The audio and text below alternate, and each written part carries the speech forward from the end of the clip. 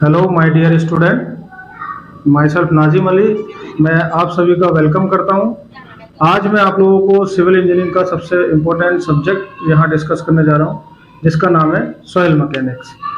Soil जो term है वो अलग अलग ब्रांचेस के लिए अलग अलग होती है। जैसे एग्रीकल्चर के लिए अलग चीज़ है सॉइल, और जियोलॉजिस्ट के लिए अलग चीज़ है सॉइल, क्योंकि वो जनरली ज़्यादातर रॉक को स्टडी करते हैं।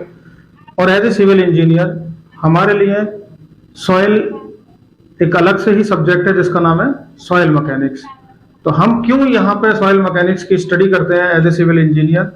क्योंकि हमारे जितने भी स्ट्रक्चर हैं, चाहे वो आपका बिल्डिंग हो जाए, आपका ब्रिज हो, जितने ब्रिजेस हैं, चाहे रेलवे,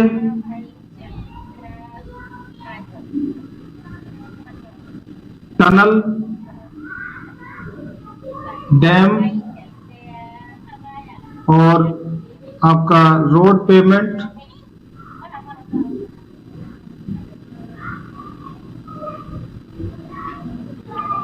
जितने भी स्ट्रक्चर हैं वो कहां पे रेस्ट करते हैं? On soil. तो जब इस पर रेस्ट करते हैं तो इनका जो भी लोड है, जिसको डेड लोड लाइव लोड दोनों, जितना लोड है वो कहाँ ट्रांसफर हो जाता है? सॉइल पे। इसी की वजह से हम जो इसको स्टडी करेंगे सॉइल मैकेनिक्स को। अब देखिए, किसी भी स्ट्रक्चर को, किसी भी सब्जेक्ट को डिस्कस करने के लिए या किसी भी आदमी को एनालाइज करने के लिए, उसके बारे में जानने के लिए, जैसे किसी इंसान को आपको जानना है तो उसको जानने के लिए आपको सबसे ज्यादा जरूरी है कि आप सबसे पहले पूछोगे कि उसकी कुंडली हम बना लेते हैं। तो जब उसकी किसी की भी जानने के लिए कुंडली बनाई जाती है तो कुंडली में कौन कौन सी चीजें होती हैं कि उसका बर्थ कैसे हुआ है, किस राशि का वो है, या उसके नक्षत्र क्या है। तो इस तरीके से हम किसी की भी कुंडली बनाते हैं, और जब वो कुंडली बन जाएगी तो उसको हम पढ़ेंगे तो उसके बारे में सारी नॉलेज हमको हो जाती है। ऐसे किसी भी सब्जेक्ट को पढ़ने के लिए आज हम जो सब्जेक्ट पढ़ने जा रहे हैं वो है सॉइल मैकेनिक्स। अब ये इतना बड़ा सब्जेक्ट है, किसी भी एग्जाम के पॉइंट ऑफ व्यू से या सिविल इंजीनियरिंग के पॉइंट ऑफ व्यू से ये बहुत वास्ट सब्जेक्ट है। अब इसकी स्टडी करने के लिए हम आज इसकी कुंडली बनाएंगे। अगर हमने इसकी कुंडली स्टेप बाय स्टेप आगे मेरे वीडियो में अगर आप लोग देखेंगे तो आपको थोड़ी पूरा सब्जेक्ट के बारे में पता लग जाएगा, ये कैसे डेवलप हुआ है। जब किसी सब्जेक्ट के बारे में आपको पता लग जाएगा तो आसानी से इसको, कभी भी इसके कॉन्सेप्ट जब डेवलप हो जाएंगे तो आप आसानी से भूलोगे नहीं, क्योंकि इसके स्टेप बाय स्टेप हम यहीं पे यही चीज डिस्कस करेंगे। तो देखिए, स्टडी क्यों करना पड़ा, उसके लिए सबसे पहले हम डिस्कस करेंगे इसकी कॉम्प्लेक्सिटी की। अदर मास से ये अलग क्यों है या मटेरियल से अलग क्यों है। तो इसकी जो सॉइल की कॉम्प्लेक्सिटी है वो अदर मटेरियल से बहुत अलग है। Complexity of soil.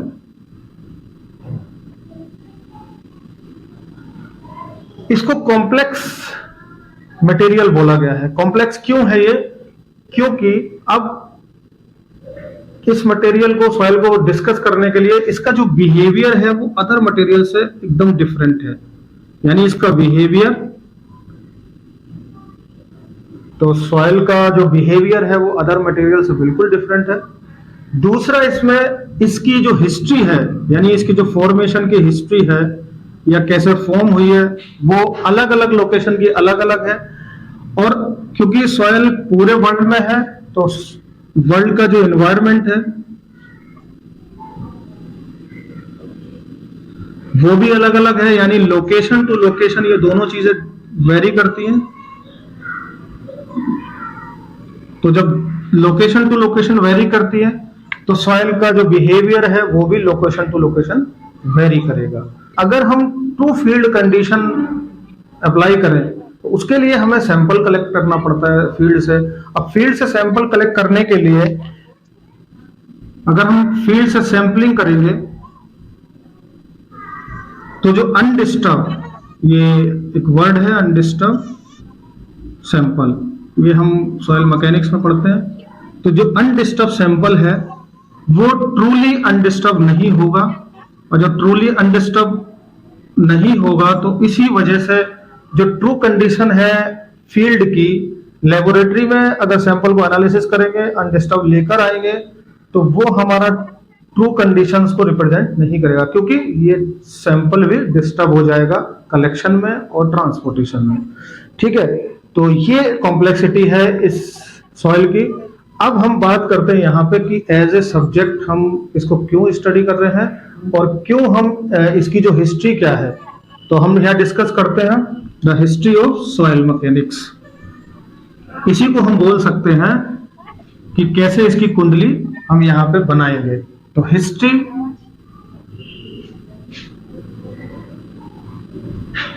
Of soil, इसका नाम सॉइल मैकेनिक्स कैसे पड़ा वो भी हम इसमें देखेंगे। तो हिस्ट्री ऑफ सॉइल क्या है, देखिए जब soil mechanics as a subject था ही नहीं, तो क्या बहुत पहले क्या स्ट्रक्चर नहीं बने, बहुत हैवी स्ट्रक्चर बने। जैसे आप बात कर सकते हैं पिरामिड ऑफ इजिप्ट हो गए या ग्रेट वॉल ऑफ चाइना, कितना उनके अंदर डेड लोड होगा और लाइव लोड भी। तो ये डेड लोड कहाँ ट्रांसफर हो रहा है, सॉइल के ऊपर। तो ये कैसे खड़े हुए हैं, क्यों ये गिरे नहीं, क्योंकि जिन्होंने भी जब भी ये बने होंगे उनको कुछ ना कुछ नॉलेज सॉइल की जरूर रही होगी। इसी नॉलेज के बेस पे उन्होंने उन स्ट्रक्चर को डेवलप किया, यानी कंस्ट्रक्ट कर दिया। यूरोपियन साइंटिस्ट या इंजीनियर्स को सेटलमेंट की नॉलेज हुई, वो कहां से हुई, क्योंकि उन्होंने एक स्ट्रक्चर बनाया था जिसको आप सभी लोगों ने सुना होगा, लीनिंग टावर ऑफ पीसा, यानी वो झुका हुआ है। और झुका होने की वजह से उनके दिमाग में ये आइडिया आया कि ये झुक कैसे गया, यानी सॉइल जो है वो सेटल हो गई होगी। तो यहां से उनको आइडिया आ गया कि सॉइल सेटल भी होती है। और वो फिर अपने स्ट्रक्चर में जहां पे भी उनको सॉफ्ट सॉइल या सॉफ्ट क्ले सॉइल अगर उनको मिली, तो उसमें वो क्या यूज करने लग गए, टिम्बर पाइल। ठीक है, तो यहां से हमको आइडिया आ गया सेटलमेंट का, तो यहां से सेटलमेंट का आइडिया आ गया। ऐसे हर टॉपिक एक एक साइंटिस्ट ने दिया और वो कंबाइन होकर सॉइल मैकेनिक्स बना। तो अब हम डिस्कस करते हैं step by step contribution of scientist engineer in soil mechanics. यानी इन्होंने क्या किया था, एक एक टॉपिक पर रिसर्च किया और उस टॉपिक को थ्योरी की फॉर्म में दिया। जो आज हम पढ़ते हैं उसका कलेक्शन ही सॉइल मैकेनिक्स कहलाता है। तो सबसे पहले साइंटिस्ट थे जिन्होंने थ्योरी की फॉर्म में दिया था, दैट इज कॉलम, जिन्होंने 1776 में एक थ्योरी दी थी जो आज भी हम पढ़ते हैं, earth pressure theory for granular body, जिसको एक्सटेंड कर दिया गया for the soil particles. Now next है डार्सी लॉ, उन्होंने दिया था परमेबिलिटी ऑफ सॉइल, जो हम लोग सॉइल मैकेनिक्स में पढ़ते हैं। स्टोक्स लॉ, ये भी वेलोसिटी फाइंड करने के लिए था सॉलिड पार्टिकल का इन दी लिक्विड, ये दोनों ने दिया था 1856 में। उसके बाद साइंटिस्ट थे रंकाइंस, जो आज भी हम पढ़ते हैं, that is the earth pressure theory, जो 1857 में दिया था। और एक और दिया था इन्होंने, इक्विलिब्रियम ऑफ अर्थ मास। तो अर्थ मास मतलब सॉइल, यानी जो अर्थ मास है उसके इक्विलिब्रियम के बारे में इन्होंने बताया था। मोहर थ्योरी नेक्स्ट हमारा, इन्होंने दो थ्योरी दी थी, रप्चर थ्योरी और आपका मोहर्स स्ट्रेस सर्किल, जो आज भी पढ़ा जाता है और इसका वाइड एप्लीकेशन है स्ट्रेस शियर स्ट्रेंथ पैरामीटर निकालने के लिए हम लोग पढ़ते हैं, जो इसका एक अलग से चैप्टर है। नेक्स्ट है बोसिनेक्स। बोसिनेक्स ने स्ट्रेस डिस्ट्रीब्यूशन दिया था सॉइल के अंदर, अपनी एक इक्वेशन दी थी, इन्होंने 1855 में दिया था। अब हम डिस्कस करेंगे ये 19th सेंचुरी के जितने भी साइंटिस्ट थे उनके बारे में हमने डिस्कस कर लिया। अब हम डिस्कस करेंगे 20th सेंचुरी के बारे में। उनका रोल सबसे ज्यादा था सॉइल मैकेनिक्स के लिए, यहीं से रेवोल्यूशनरी चेंजेस आए और soil mechanics as a subject सबसे ज्यादा कंट्रीब्यूशन जो हुआ वो 20th सेंचुरी के साइंटिस्ट ने दिया। तो अब हम डिस्कस करते हैं 20th सेंचुरी के जितने भी साइंटिस्ट या इंजीनियर्स हुए हैं, यहाँ पे रेवोल्यूशनरी चेंजेस हुआ सॉइल मैकेनिक्स में, या हम कह सकते हैं कि यहीं से सारे जो हमारे चैप्टर्स हैं वो डेवलप हुए हैं। आप देखोगे कि एक एक जो साइंटिस्ट ने अपना रिसर्च दी है वो आज एक एक टॉपिक या एक एक सब्जेक्ट हमारा बन गया। इसलिए हमें एक एक साइंटिस्ट को यहाँ डिस्कस करना है कि कब कैसे इसने दिया है। तो 20th सेंचुरीज में जो सबसे पहले दिया वो थे अटरवर्थ। 1911 में इन्होंने एक थ्योरी दी जिसका नाम था कंसिस्टेंसी लिमिट, और इस कंसिस्टेंसी लिमिट को आज हम स्टडी करते हैं for the identification of clay. Next हमारे थे नेक्स्ट जो हम यहाँ डिस्कस करेंगे, एक कमेटी फॉर्म की गई थी 1922 में, हेडेड बाय फेलिनियस। ये कमेटी क्यों फॉर्म की, इसकी क्यों जरूरत पड़ी? स्वीडन में क्या हुआ कि वहां पे जो स्ट्रक्चर थे वो स्ट्रक्चर फेल होने लगे ड्यू टू द लैंडस्लाइड। अब जब लैंडस्लाइड की वजह से बहुत सारे स्ट्रक्चर फेल होने लगे तो उनको एक कमेटी फॉर्म करनी पड़ी, और उस कमेटी का नाम था जो हेडेड बाय थी फेलिनियस साइंटिस्ट के। उसने अपनी रिपोर्ट दी थी 1922 में, ये रिपोर्ट दी थी, और ये एक रिकमेंडेशन थे उनके जो हमारे सॉइल मैकेनिक्स में आज भी यूज होते हैं। रिकमेंडेशन थे कि एक मेथड था Swedish circle method for cohesive soil, जो हम स्लोप स्टेबिलिटी एक चैप्टर है उसमें पढ़ते हैं। दूसरा इन्होंने एक टॉपिक दिया था सेंसिटिविटी ऑफ क्ले, यानी जो क्ले होता है वो कितना सेंसिटिव है। और थर्ड था सबसे इंपॉर्टेंट कि हम किसी भी सॉइल को कैसे उसकी सैंपलिंग करते हैं, लेबोरेटरी में कैसे लेके आते हैं, देन उसकी टेस्टिंग कैसे की जाती है। इस रिपोर्ट में बहुत ही अच्छे से डिस्क्राइब किया था उन्होंने। ये सारी चीजें 1922 में हो रही थी। उसी ड्यूरेशन एक और साइंटिस्ट थे जिन्होंने एक बुक लिखी, और वो बुक लिखी थी जर्मन में, और उस बुक का नाम था एडवो मैकेनिक, जिसका ट्रांसलेशन होता है सॉइल मैकेनिक्स। तो इसका सॉइल मैकेनिक्स इसका ट्रांसलेशन होता है। इन्होंने क्या दिया था, इफेक्टिव स्ट्रेस थ्योरी जो आज भी हम पढ़ते हैं, और वन डायमेंशनल कंसोलिडेशन। अभी तक जितने भी साइंटिस्ट हुए उन्होंने अर्थ प्रेशर थ्योरी दिया, तो उसमें जो उन्होंने एनालिसिस किया on the basis of total stress. But soil एक ऐसा मटेरियल है जिसके अंदर अगर वाटर चला जाए तो वो टोटल स्ट्रेस रिड्यूस हो जाती है, और अगर टोटल स्ट्रेस रिड्यूस हो जाएगी तो जो पिछले साइंटिस्ट थे जिन्होंने अपनी theory based on total stress दिया था वो गलत हो जाती थी यहाँ पे।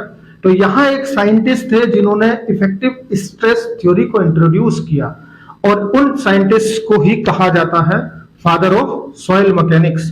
तो इनका नाम था कार्ल टर्जागी, जो हम लोग पढ़ते हैं, यानी फादर ऑफ सॉइल मैकेनिक्स। इनको क्यों कहा गया? क्योंकि इन्होंने सबसे अच्छे से पहचाना कि टोटल स्ट्रेस नहीं, जब उसमें वाटर आ जाएगा तो वो इफेक्टिव स्ट्रेस यानी रिड्यूस कर देगा उसकी टोटल स्ट्रेस को, और यही इसी वजह से इनको कहा गया फादर ऑफ सॉइल मैकेनिक्स। उसके बाद बहुत और भी साइंटिस्ट आए जो टॉपिक बाय टॉपिक ऐड होते चले गए।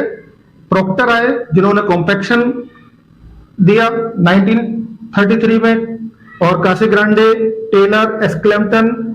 यहां पे हमारा पूरा जो soil mechanics as a subject था वो पूरा कंप्लीट रिसर्च हो गया और एक सॉइल मैकेनिक्स की फॉर्म में बना। तो अब इतने साइंटिस्ट यूरोप के या अलग कंट्री के थे, तो जो जितने साइंटिस्ट थे उन्होंने क्या डिसाइड किया कि अब हम एक ग्रुप बनाते हैं जिसका नाम रखा गया soil mechanics and foundation society. आगे चलते इसको जियोटेक्निकल सोसाइटी भी बोला गया। और ये क्या करते थे कि अलग अलग कंट्रीज में जाके अपनी कॉन्फ्रेंस करते थे और उस पर क्या कहते हैं डिस्कस करते थे। उसी ड्यूरेशन में हमारे इंडिया में एक बहुत ही रिनोट साइंटिस्ट थे जिन्होंने ये सब इस सोसाइटी का हिस्सा बने। उनका नाम था ए.के. खोसला। उन्होंने 1948 में एक सोसाइटी उसी टाइम डेवलप की जिसका नाम था soil mechanics and foundation society. इसको बाद में आप जो आजकल कहते हैं that is geotechnical society of India. ये 1948 में फॉर्म हुई थी और ये इंडिया में फॉर्म की गई। और इसी टाइम पे 1948 में जो आजकल आईआईटी रुड़की है, वो पहले कभी यूनिवर्सिटी ऑफ रुड़की होता था, उसी टाइम के हेड ने वहां पे अपने करिकुलम सिविल इंजीनियरिंग में soil mechanics as a subject introduce किया। तो यहां से इसकी ये पूरी हिस्ट्री होती है कैसे ये सिविल इंजीनियरिंग में एज ए सब्जेक्ट इंट्रोड्यूस हुआ। उसके बाद अब आपने सारी चीजें ये देख ली कि हर साइंटिस्ट का यहाँ पे जो भी उसने रिसर्च किया है वो एक या तो चैप्टर बना है या एक टॉपिक बना है जो हम आज भी स्टडी करते हैं। इसलिए हमें सारे साइंटिस्ट को सीक्वेंस वाइज सीक्वेंस ये डिस्कस किया है। और आगे चल के अब हम नेक्स्ट अपने वीडियो में जो डिस्कस करेंगे वो होगा हमारा चैप्टर बाय चैप्टर। जैसे फर्स्ट चैप्टर है हमारा ओरिजिन ऑफ सॉइल, देन हमारा इंडेक्स प्रॉपर्टी ऑफ सॉइल। अब जो आजकल कहते हैं that is geotechnical society of India, ये 1948 में फॉर्म हुई थी और ये इंडिया में फॉर्म की गई। और इसी टाइम पे 1948 में जो आजकल आईआईटी रुड़की है, वो पहले कभी यूनिवर्सिटी ऑफ रुड़की होता था, उसी टाइम के हेड ने वहां पे अपने करिकुलम सिविल इंजीनियरिंग में soil mechanics as a subject introduce किया। तो यहां से इसकी ये पूरी हिस्ट्री होती है, कैसे ये सिविल इंजीनियरिंग में एज ए सब्जेक्ट इंट्रोड्यूस हुआ।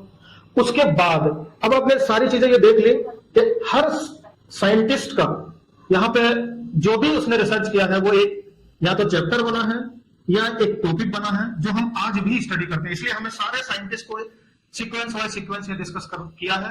और आगे चल के अब हम नेक्स्ट अपने वीडियो में जो डिस्कस करेंगे वो होगा हमारा चैप्टर बाय चैप्टर। जैसे फर्स्ट चैप्टर है हमारा ओरिजिन ऑफ सॉइल, देन हमारा index property of soil, then classification of soil, और हम बाकी कॉम्पैक्शन ऑफ सॉइल या stress distribution of soil, then हम डिस्कस करेंगे स्ट्रेंथ पैरामीटर ऑफ सॉइल, और जितने लेबोरेटरी टेस्ट होते हैं वो सब हम डिस्कस करेंगे फर्स्ट में, दैट इज सॉइल मैकेनिक्स।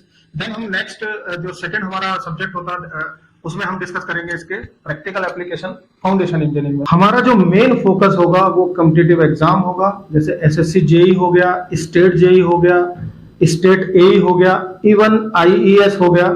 सारे क्वेश्चंस हम यहाँ पे हर पहले टॉपिक के कॉन्सेप्ट क्लियर करेंगे, देन हम सीक्वेंस वाइज सीक्वेंस चलेंगे, उसके बाद जेई के हम क्वेश्चन सॉल्व करेंगे, फिर एई के सॉल्व करेंगे, देन वो आईईएस के क्वेश्चन सॉल्व करेंगे जो आपके किसी भी एग्जाम में स्टेट एई या जेई में आ सकते। हमारे साथ बने रहिए और नेक्स्ट डेमो वीडियो का वेट करिए, और थैंक यू फॉर वॉचिंग।